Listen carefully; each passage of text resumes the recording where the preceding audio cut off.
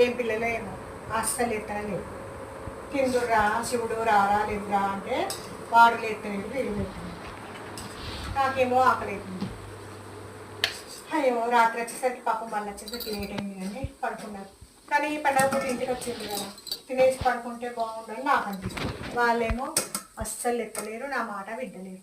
ఎప్పుడన్నా లేవని వాళ్ళ డాడీ ఏమో షాప్లా, వీళ్ళిద్దరేమో బెడ్లా, నేనేమో వంట వేసి పెట్టుకున్నా. లేవ్వమంటలు ఎత్తలేరు. ఇక నేనైతే తినేస్తా. ఇక శివ ఏ ఉదయ్ లేవండిరా, ఇగో పప్పు గారెలు చేసిన, బబ్బర్ పప్పు గారెలు చేస్తున్నా. తొందరగా లేవండి, తిందురు, మొహాలు కడుక్కుంది. అన్నం వెనకసిర వండుతా. కూర అయింది, కూర అయిపోయింది, పప్పు గారెలు అయినాయిగా. శివుడు ఉదయ్ వేస్తురా లేదా? కూర అయిందిరా, లేవండిరా. ఆగు మమ్మీ, కాసేపు ఆగు మమ్మీ, మేము వచ్చేసరికి లేట్ అయింది కదా మమ్మీ.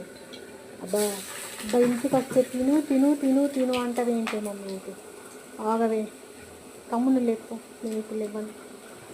వాడు కూడా లేస్తలేదు చూడు, నువ్వు లేరా చూడు. అక్కడ హాస్టల్లో ఫుడ్ తింటారు కదరా మీరు, మంచిగా ఇంటికి వస్తేనన్నా కడుపు నిండా తిని పడుకోడు బిడ్డ అంటే ఎవరేందిరా? శివ నువ్వు లేరా నాన్న, నువ్వు లేచే వరకు తమ్ముడు లేస్తారు లేరా? అరే ఉదయ్ లే బిడ్డ. మమ్మీ ఆగు మమ్మీ, అన్నే లేపు మమ్మీ. ఇద్దరు ఇవ్వండిరా బా ప్లీజ్. మీరు ఇద్దరు లేచి మొహాలు కడుక్కుంటే నేను డాడీకి ఫోన్ చేస్తా, వస్తాడు. తిందామురా, లేవురా.